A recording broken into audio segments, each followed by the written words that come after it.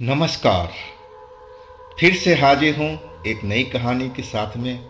मैं हूँ राज। आप देख रहे हैं हाईवे नाइट। दोस्तों, आज की जो कहानी मुझे शेयर किए हैं उनका नाम मोनू है। हम मोनू उत्तराखंड के रहने वाले हैं और वहीं पर एक फैक्ट्री में काम करते थे। ये बात 2009 की है।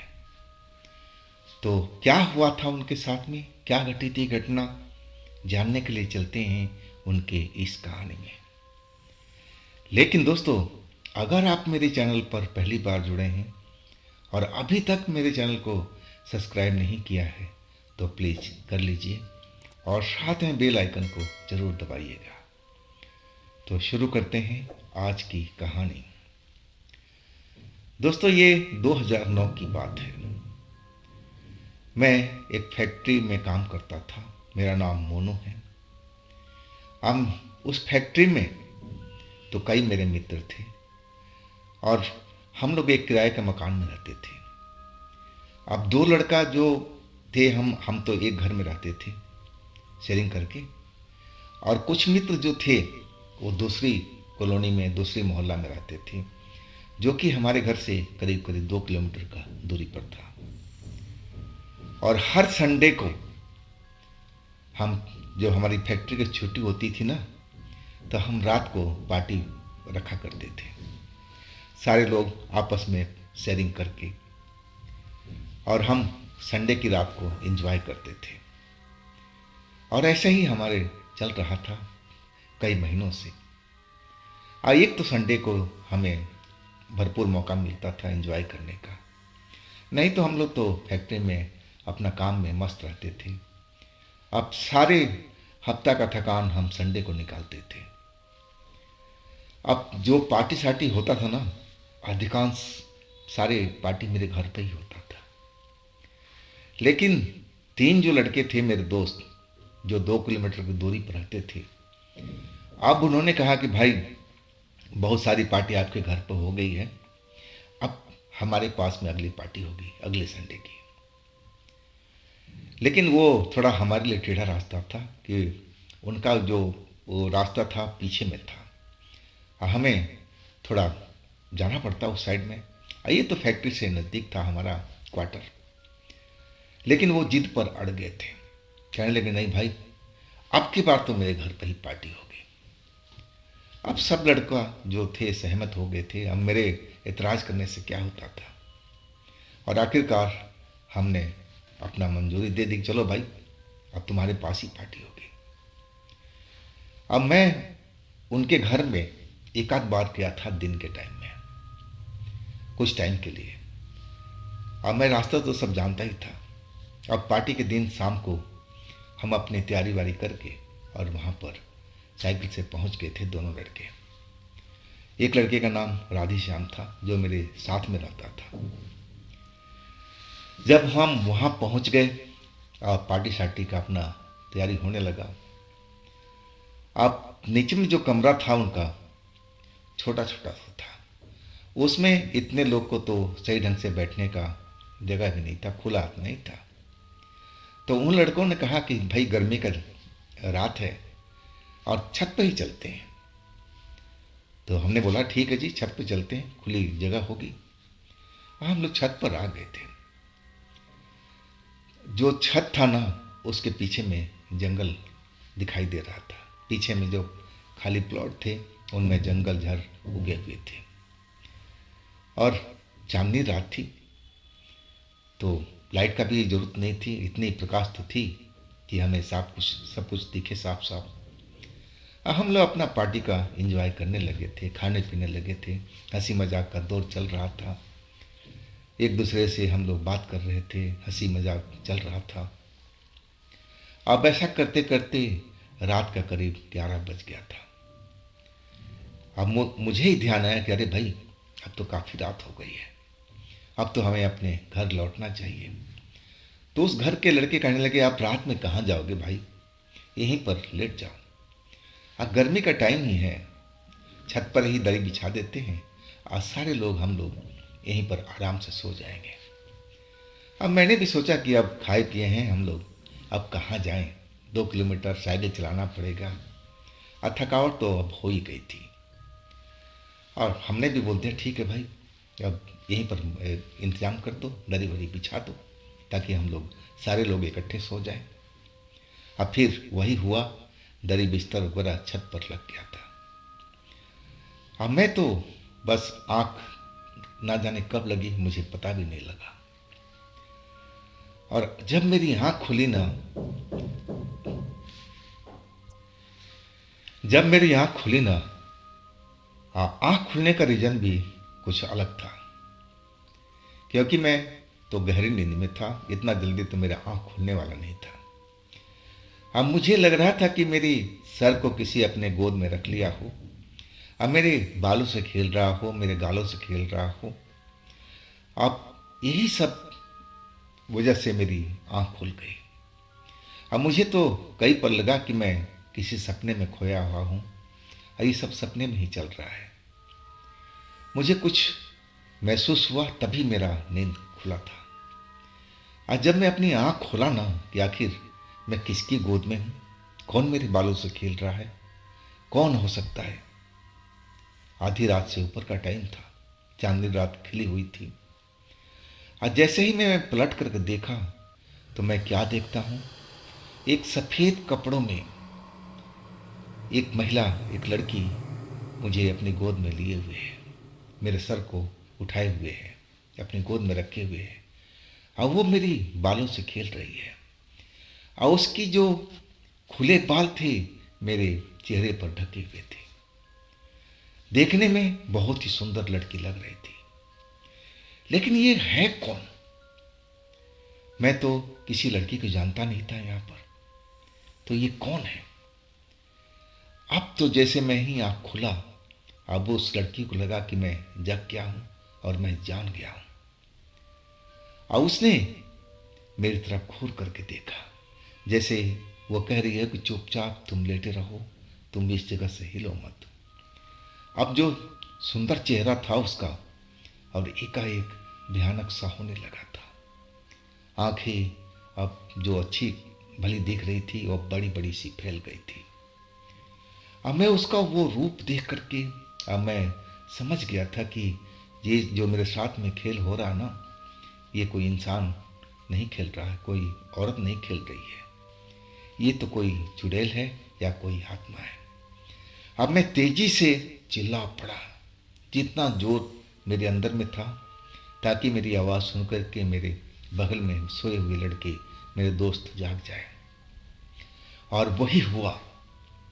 और जैसे ही मैं चिल्लाना शुरू किया, वो औरत मेरे को छोड़ दिया, जो गोद में मेरा सर लेकर के मेरे बालों से खेल रही थी, और वो मुझे छोड़ करके खड़ी हो गई।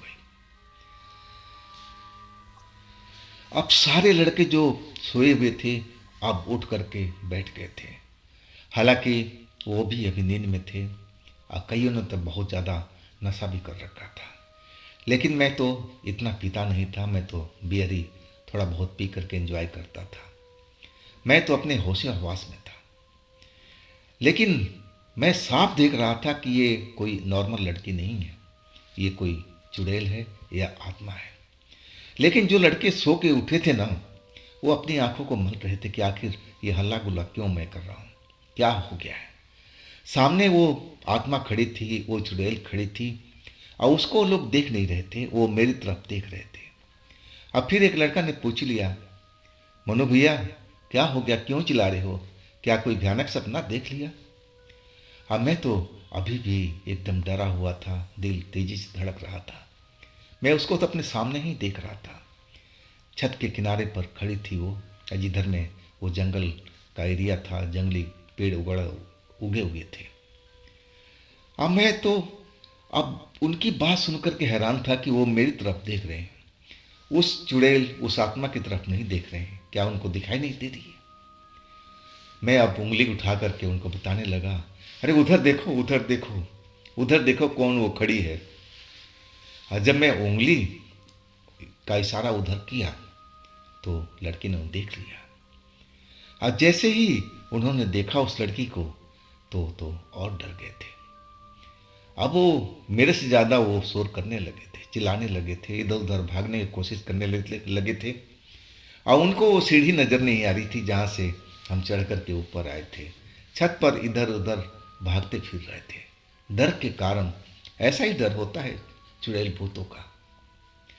दिमाग काम नहीं करता है उस टाइम में जब ये सब खेल होता है।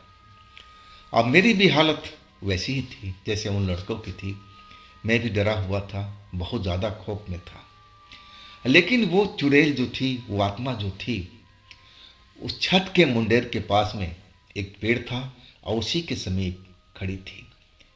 अब वो अभी भी हम लोग को इधर उधर भागते हुए देख रही थी। अब वो बड़ी बड़ी आंखों से इधर उधर अपनी आंखें घुमा रही थी और हमें समझ में नहीं आ रहा था कि हम अब करें तो क्या करें, नीचे कैसे भागें। और तभी एक लड़का बोला, अरे सीढ़ी उधर है, हम लोग इधर कहाँ भाग रहे हैं। और जैसे तैसे करके हम लोग सीढ़ी से नीचे नीचे उतरे और उस छोटे से कमरे में जा कर के हम लोग सारा लोग डर करके मारे अंदर अपने आप को बंद कर लिए थे। सबका हालत वैसे ही खराब था, सब डरे हुए थे। जिनकी नशा चढ़ी हुई थी ना, सबकी सब नशा उतर चुकी थी। अब डर के मारे सब कांप रहे थे और डरा हुआ तो सबसे ज़्यादा मैं था, क्योंकि उस चुड़ैल ने तो मुझे बिल्कुल अपने नज़दीक कर लिया था। अपने गोद में मेरे सर को रख करके मेरे बालों से खेल रही थी। तो ना जाने उसने मेरे साथ में क्या किया होगा। इसलिए मैं ज़्यादा खौफ में था, मैं ज़्यादा डरा हुआ था। अब बाकी लड़का तो दूर से ही देखे थे, वो तो चुड़ैल के नज़दीक पहुँचे भी नहीं थे, लेकिन वो भी खौफ में तो जरूर थे। अब हम लोग सब डरे हुए थे और आपस में हल्के फुल्के बात कर रहे थे, भैया अब क्या होगा, क्या वो चुड़ैल भाग गई होगी, अब क्या होगा भैया कुछ तो बताओ। लेकिन मैं क्या जानूं उसके बारे में कि आखिर चुड़ैल कौन है और क्यों ये छत पर आई थी, क्या रीजन था। अब हम लोग अब डरे हुए थे और तभी मुझे ध्यान आ गया था कि ऐसे वक्त में भगवान का नाम लेना चाहिए। अब मैंने कहा कि सब लोग अब ऐसा करो, हनुमान जी का नाम लेना शुरू करो। जिसको हनुमान चालीसा आता है वो पढ़ना शुरू करे और एक दूसरे को देख करके हम लोग पढ़ते जाएंगे। क्योंकि मुझे भी बहुत कम आता था, मैं स्टार्टिंग का तो जानता था लेकिन बीच में मैं भूल गया था ना पढ़ने के कारण से। लेकिन एक लड़का जो था उसको पूरा कंठस्थ याद था और उसने वो हनुमान चालीसा पढ़ना शुरू कर दिया था। और इसके बाद देखा देखी उसके पीछे पीछे हम लोग हनुमान चालीसा शुरू कर दिए थे। और इस तरह करते करते अब जो रात से सुबह हो चुकी थी। अब सुबह में जब हम लोग उस कमरे से निकले ना, तब जान में आई थी। और आखिरकार हमने पता करना शुरू कर दिया कि आखिर वो चुड़ैल कौन है और क्यों छत पर आई थी। अब जो हमारे पड़ोसी थे उनमें एक बुजुर्ग व्यक्ति थे और वो कहने लगे कि बेटा ज़रूर तुम लोग ने छत पर जा कर के दारू शराब पिया होगा, मांस मदिरा खाया होगा और तभी वो चुड़ैल तुम लोग के पास में आई होगी। वो चुड़ैल पीछे जंगल में रहती है, वो लंबे लंबे पेड़ देख रहे हो ना, उसी के ऊपर में रहती है। तो यहाँ पर सभी लोग जानते हैं और डर के मारे कोई रात को बाहर नहीं निकलता है। एरिया जंगल वाला ही था। अब तो हमने अपने दोस्तों से कहा, भाई तुम अपना कमरा बदल दो, यहाँ रहना तुम्हारे लिए सुरक्षित नहीं है, ना जाने कब वो चुड़ैल तुम्हारे कमरे में पहुँच जाए। और आखिरकार उन्होंने मेरी बात मान लिया। अब वो कमरा वहाँ से बदल करके जहाँ मैं रहता था ना, उस जगह पर आ गए थे। अब मैं भी स्वस्थ था।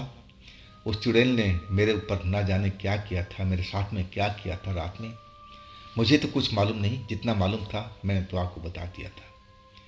लेकिन कई लोगों को कहना था कि ये चुड़ैल मुझे आसानी से छोड़ने वाली नहीं है, वो तुम्हें चाहती है, तुमसे प्यार करती है, तभी तो तुम्हारा सर अपने गोद में लेकर बैठी हुई थी, बालों से खेलती थी। तो मैं तो बिल्कुल डरा हुआ था और रात के टाइम में तो मुझे बेहद डर लगता था। जैसे लगता था कि वो चुड़ैल मेरे आसपास में कहीं पर है और वो मुझे देख रही है। और तब किसी ने बोला कि किसी तांत्रिक से दिखवा लो, कहीं किसी पंडित के पास चले जाओ मंदिर में। और डर तो ऐसा था ही, आखिर क्या करता। मैं एक मंदिर में गया था, पुजारी जी से मिला था, सारी अपना दुख दर्द उनको बताया। पुजारी जी बोले, अरे बेटा डरने की बात नहीं है, हो सकता है वो चुड़ैल वहीं पर आती हो, उसका घर ही वहीं है, और तुम लोग तो वहाँ पर दारू शराब भी पिए, मांस मदिरा भी खाए, तो इसी से तुम्हारे नज़दीक पहुँच गई होगी। लेकिन अब तो तुम उससे दूर हो चुके हो, तब तो डरने वाली बात नहीं है। लेकिन मेरा दिल घबरा रहा था। मैंने बोला, पंडित जी मुझे ऐसा कोई जंतर मंत्र दे दीजिए ताकि मैं सुरक्षित रहूं। अब पंडित जी मेरी बात को माने और एक लाल धागा मुझे बना कर दिए थे। अब बोले, अपने गले में डाल कर रखो, सब कुछ सही हो जाएगा। और सही में उस धागा पहनने के बाद मुझे लगने लगा था कि मैं अब बिल्कुल ठीक हूँ और वो चुड़ैल कभी भी मेरे पास नहीं आएगी। तो दोस्तों, ये थी कहानी आज की मनु जी का। अगर आपके पास भी ऐसी कोई घटना है जो आप मुझे बताना चाहते हैं तो आप मुझे इंस्टाग्राम पर या मेरे व्हाट्सएप नंबर पर अपनी घटना को, अपनी कहानी को शेयर कर सकते हैं। और दोस्तों, ये भी चैनल आप ही का है, तो इसको भी अपना प्यार दीजिए, लाइक कीजिए, सब्सक्राइब कीजिए, शेयर कीजिए। और फिर हम मिलते हैं अगले रोज़ एक नई घटना, एक नई कहानी में। आप लोग अपना ख्याल रखिएगा। नमस्कार।